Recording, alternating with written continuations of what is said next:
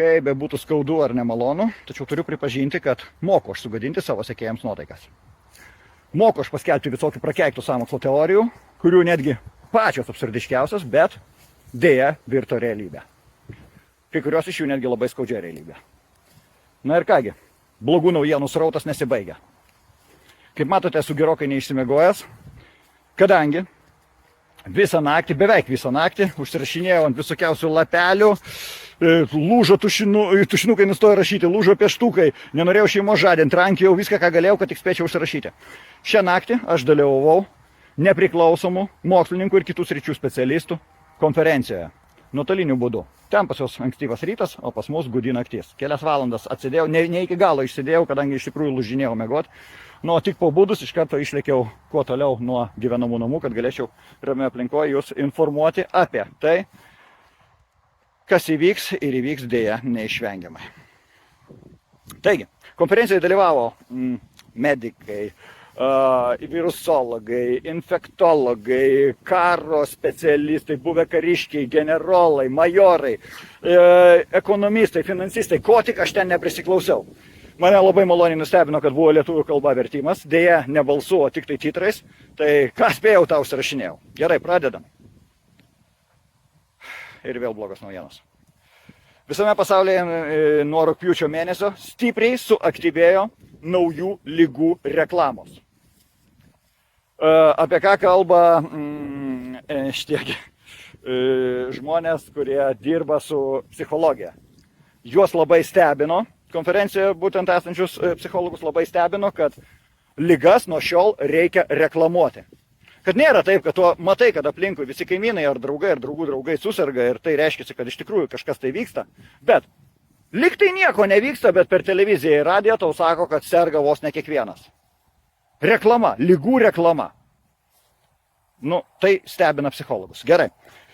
Taigi, maža to, kad neva suaktyvėjo Covidas, tai dar atsiranda ir naujų virusų. Krymo virusas, apie jį aš jau kalbėjau, beje, jis visiškai nenaujas, susiraskite mano vaizdo įrašą apie Krymo virusą. Jis visiškai nenaujas, jis jau seniai žinomas yra.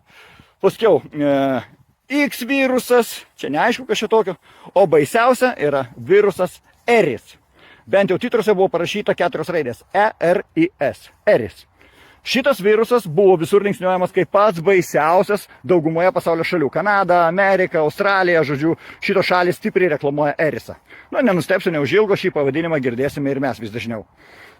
ERIS, žodžiu, kai kalba sako ERIS, bet užrašyta buvo ERIS. Pasigūglinkit, neturėjau laiko, sakau, nuo ryto norėjau kuo greičiau nufilmuoti. Taigi, pati korona jau neišvengiamai kelia pavojų virš 50 pasaulio šalių, o artėja dar ir nauji, daugumai net nežinomi ir negirdėti virusai. Taip skelbia daugumoje pasaulio šalių informacijos priemonės. Informacijos priemonės, aš taip sakyčiau. Kadangi tai yra tiesa. Taigi, toliau. Kanadoje tai yra aiškinama tuo, kad per vasarą žmonės elgėsi labai neatsakingai. Nedėvėjo kaukių, rinkosi į masinius renginius, nesinaudojo dezinfekciniais skysčiais ir nesilaikė socialinių atstumų. Už visą tai visuomenė turės susimokėti jau šį rudenį. Įsivaizduojate, tokį vaizdo įrašą parodė iš Kanados. Susimokėti! Supranti, žmogus norėjo nueiti į koncertą ir jisai jau už bilietą susimokėjo. Kaip jisai tau rudenį dar susimokės už tai, kad jisai gyveno savo gyvenimą, už tai, kad jisai ėjo į darbą. Už tai, kad jisai paatostogavo, už tai, kad jisai ėjo į teatrą ar į kitus renginius. Nenustepsiu, kad ir mūsų, brangus lietuviai, bus paprašyta galimai, netgi labai didelė tikimybė, dar šį rudenį susimokėti už tai, ką mes veikiame dabar šią vasarą. Čia dar toli gražu ne viskas. Jungtinių Amerikos valstijų farmaslaida informuoja, kad ERIS virusų serga jau beveik 18% JAV populiacijos. Po velnių 18% čia kas 5 žmogus. Tai čia realiai, ar ne, aš išėjus pabendrauti su kaimynais, turėčiau suprasti, kad kas 5 bute jau žmogui yra labai blogai. Ar tikrai taip yra Amerikoje? Tie, kas iš Amerikos stebėsite šį vaizdo įrašą, pakomentuokite. Kas 5 serga kažkokiu ERIS. Beje, dauguma mokslininkų sako, kad kyla įtarimo, jog ERIS tai yra dar viena tik šiek tiek silpnesnė negu Omikron COVID atmaina.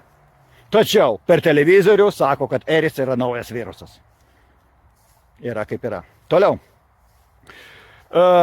Australijos televizijos ir radijos informuoja, būkite atidūs ir nepanikuokite. Tačiau vėl pradėkite dėvėti kaukes ir laikyti socialinio atstumo. Pagal galimybės pereikite į nuotolinį darbą, o dar geriau į saviizoliaciją. Po velnių. Lauke spigina saulė, vasara. Australijoje ten iš viso kiaurus metus turbūt vasara. Ir jie jau nori žmonės suvaryti į gardus. Štai kas vyksta. Nenustepsiu, kad rudenėlis bus tas dar Lietuvoje. Taip. Pasaulio sveikatos vadovas Tedras Ghebreyesus. Nežinau, pasitikrinkite per Google, bet ten titruose buvo parašyta Tedras Ghebreyesus, Pasaulio sveikatos organizacijos vadovas. Informuoja, kad mokslininkai jau dirba ties naujomis vakcinomis, kurios bus saugios, kai tik atsiras naujieji virusai. Pasaulio sveikatos organizacija jau praneša, kad bus vakcinacija. Toliau. Buvo toks vaizdo įrašas iš Katalonijos. Kompanija Hipra, H-I-P-R-A. Paguglinkit, kas netingit. Kompanija Hipra iš Katalonijos didina žuvų ir gyvūnų vakcinaciją, kad kuo daugiau visuomenės vakcina pasiektų per maistą.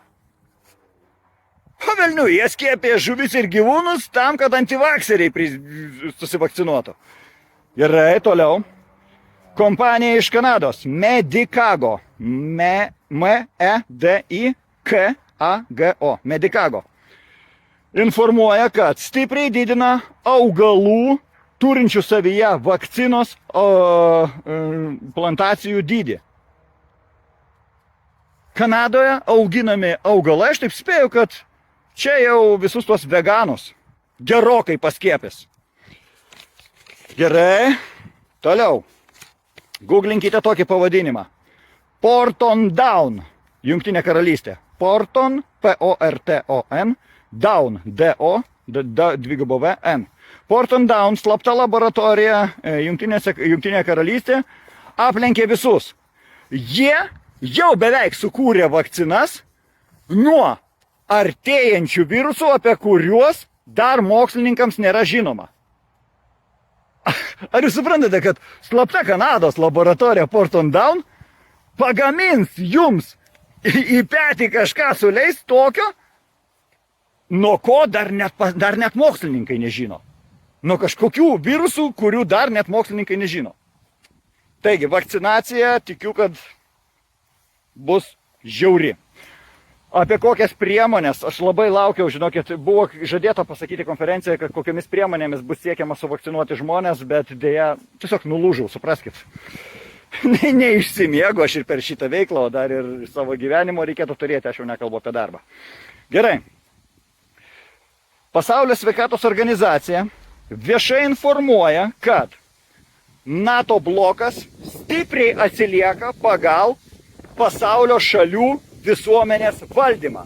Todėl Pasaulio sveikatos organizacija reikalauja perduoti jai visus NATO bloko įgaliojimus, kadangi jų pateikta informacija jie sugeba suvaldyti vos ne dvigubai daugiau pasaulio šalių negu valdo NATO. Ir Pasaulio sveikatos organizacijos nurodymams paklūsta beveik visos pasaulio vyriausybės. Wow! Wow! Įsivaizduojat, Pasaulio sveikatos organizacija kokią jėgą įgijo? Pasigūglinkite pas PSO, išsiverskite į anglų kalbą, World Health Organization, ir pasižiūrėkite jų akcininkus. Nei vieno mediko, virusologo ar imunologo. Nei vieno. Vien verslininkai, buvę kariškiai arba slaptųjų tarnybų žmonės. Nėra tenai medikų. Ten, kad apsimeta laboratorijose dirba medikai, čia visai kas kita. Bet žiūrėkite į akcininkus ir vadovus. Tarp vadovų medikų gal ir rasite. Neaišku, kur gautis diplomais. Bet tarp akcininkų nei vieno. Jau dirbau šitą linkmę ir daug vaizdų įrašų išleidau. Na ir kągi, pabaigai apie Rusiją. O taip, kaipgi be Rusijos. Turiu stipriai nuvilti visus, kas mano sekėjų tarpe, garbinate Rusiją, kadangi iš Rusijos taip pat buvo keletas žmonių, iš mokslininkų, kariškių gaila nebuvo, nu, kaip bebūtų, kariškiai, aš taip supratau, užsiėmė, kurie informuoja apie tai, kad Rusija toli gražu nėra antiglobalistinė šalis. Kaip visur Putinas ir jo propaganda mėgina teikti, kad jie neva kovoja prieš LGBT, ten Q plus minus, ten visą kitą, kovoja prieš pasaulinę šitągi globalistų organizaciją, kovoja prieš visus tos Illuminati ten ir kaip jas be pavadintum, ar ne? Kad jie kaunasi už tiesą, dėja tai yra melas ir tai yra žaidimas. Rusijos ekonomistai ir finansistai praneša, kad slapta Rusijos valdžia taip pat diegia virtualius pinigus. Virtualusis rublis, taip kaip CBDC virtualų į dolerį, kaip pas mus čia virtualus euras, kaip Ukrainoje virtualus, žodžiu, virtualus rublis Rusijoje taip pat eina paslapčia, prisidengiant visą informaciją apie karą. Ten karas per televiziją, o realybėje renkami žmonių biometriniai duomenys, statomos kameros poliklinikose, ligoninėse, savivaldybėse, ten, nu žodžiu, tose, kur žmonių esiškai praeina. Renkami žmonių veidai, jų veidų išraiškos, renkami visi biometriniai duomenys ir aiškugi artinama prie to, kad žmonės nebeturės grinųjų pinigų. Žadama suapvalinti, kad nebūtų kapeikų, žodžiu, perėti, kad tik tai rublis. Žodžiu, visa tai vyksta Rusijoje. Taip, kad tie, kas galvojate, kad Rusija ne kartu su globalistais ir kad čia ne bendras planas mažinti pasaulio populiaciją ir kad šitas karas yra ne tam, tai labai giliai klystate. Laisvinamos yra teritorijos, kadangi Pasaulio sveikatos organizacija informuoja, kad globalinis atšilimas visiškai nestabdomas, tam yra būtina, nedelsiant, sutrumpinti, nu aš taip supratau toks vertimas, tai vadinasi sumažinti, žemės gyventojų populiacija. Skaičiais jau šį kartą nebuvo įvardinama. Kągi, štai jums ir atsakymai, gerbėmėjai. Beje, dar Rusijos virusologai informuoja, kad per televiziją, pas juos skelbia, kad nebijokite to, kas vyksta Europoje ir Amerikoje, kad šitas naujasis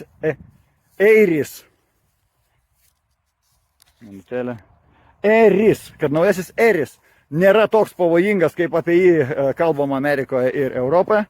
Tačiau Rusija jau turi saugias vakcinas nuo viruso Eris ir rekomenduoja kuo greičiau kreiptis į savo artimiausias poliklinikas ir kitas gydymo įstaigas. Kas man dar įrodinėja, kad Putinas kovoja prieš globalistus? Na štai. 13 minučių. Neįprastai ilgas vaizdo įrašas, bet žinokit, aš čia tiek visko prisirašiau, tiek visko perskaičiau. O naktį tušinukas nustoja rašyti, popieriaus lapelio nerandu, o informacija eina, ten žmonės kalba. Vaizdo įrašus rodo iš savo pasaulio šalių. Tas dar rudenėlis laukia Lietuvos.